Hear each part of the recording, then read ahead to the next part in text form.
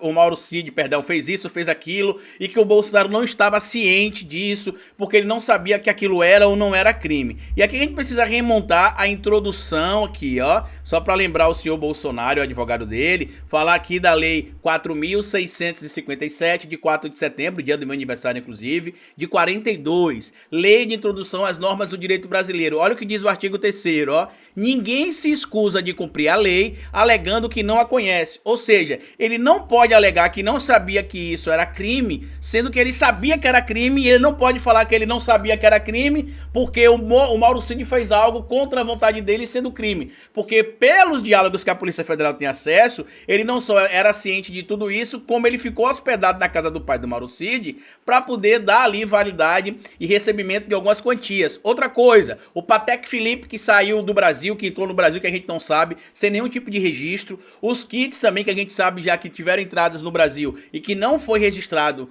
nem foi declarado quando se entrou na aduana brasileira, isso incorre claramente no que a gente conhece aqui ou entende como crime de descaminho, digamos que ele não seja culpado pelo crime de peculato. O crime de descaminho está consumado, tá aqui, ó, iludir no todo ou em parte o pagamento de dinheiro ou imposto devido pela entrada, pela saída ou pelo consumo de mercadoria. Carlito, mas o presente que o Bolsonaro ganhou é um presente de Estado, né? Um líder de Estado deu para ele, então ele pagaria imposto? Não, mas ele teria de declarar na entrada do território nacional que aquilo é um presente e trazer a documentação que comprovaria isso, e ele não fez, nem ele, nem o Bento Albuquerque, perdão, ninguém trouxe isso ainda. Ao contrário, o que já se sabe é que foram ali alguns produtos, entre eles inclusive o próprio fuzil que o Bolsonaro teria recebido ali, também entrou de forma irregular no Brasil. Então, por mais que ele tente defender a narrativa de que era um presente personalíssimo, os outros crimes foram consumados. Mas vamos ler aqui o que é que diz aqui o material, tá? Quando o escândalo das joias foi revelado em março, parte dos advogados de Bolsonaro defendeu que ele não entregasse os bens para o TCU e que enfrentasse a causa, destacando que as joias eram um bem privado. Um dos argumentos era de que a Corte de Contas não tem poder de estabelecer marcos legais e que isso deve ser feito pelo Legislativo.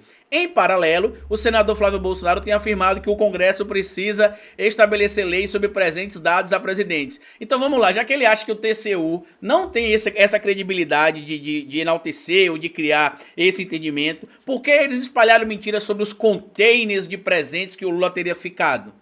Então eles entendem que existia sim uma jurisprudência por parte do TCU. Questionado pela coluna porque a defesa não insistiu que as joias eram de Bolsonaro e porque não pediu para reavê-la por meio judicial quando as entregou por ordem do TCU, o advogado Paulo Bueno respondeu: a gente talvez neste momento esteja sendo mais demandado por esse tópico da defesa, mas não houve mudança de estratégia. Talvez colocamos uma coisa a mais. O bem está depositado lá por iniciativa nossa, e na verdade não foi por iniciativa, né? Foi por determinação do TCU. A minha linha vai ser dizer ao TCU que esse bem era de acervo privado e de interesse público. E se o tribunal entender que não, vamos judicializar. E aí é onde entra a litigância de má-fé. Tá? Porque ele sabe que não é isso e tá fazendo isso só para ganhar tempo e atrapalhar o processo jurídico. Perguntado por que antes de vender o Rolex e tentar comercializar outros bens, Bolsonaro não fez a oferta à União, como é previsto em lei, o advogado disse o seguinte: não estou entrando nesta questão desses últimos fatos, porque não são significativos para mim, se vendeu ou não. Mas peraí, como é que você está dizendo que o bem era personalíssimo e que ele vendeu porque ele é personalíssimo, privado a ele, mas que a lei pode ser aplicada para o critério personalíssimo da venda, mas não pode ser aplicada para a prioridade de oferecer o bem ao Estado ou à União, por exemplo? Qual a lógica? Se recomprou ou não? Nem tive acesso aos autos para responder e decantar isso. Vou responder em tese. Uma coisa é fato, não houve nenhum pedido de preferência por parte do Bolsonaro para a União para vender qualquer coisa. Se tentaram vender ou recomprar é outra história. Bueno afirma que a tarefa era competência do staff de Bolsonaro, ou seja, era o Mauro Cid que tinha de saber essas coisas, não era o Bolsonaro. Isso é uma irregularidade administrativa. Não se transforma um bem privado em bem público, porque se esqueceu de dar direito de preferência à União. O máximo que se pode acontecer é anular o negócio ou ter que indenizar a União ao se falar em direito de preferência. Isso ratifica que o bem é dele, de Bolsonaro. Traduzindo, ele reconhece que mandou vender porque o bem era dele. Perfeito.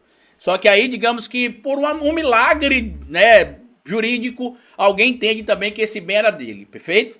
Os outros crimes foram consumados: lavagem de dinheiro, descaminho, organização criminosa, contrabando.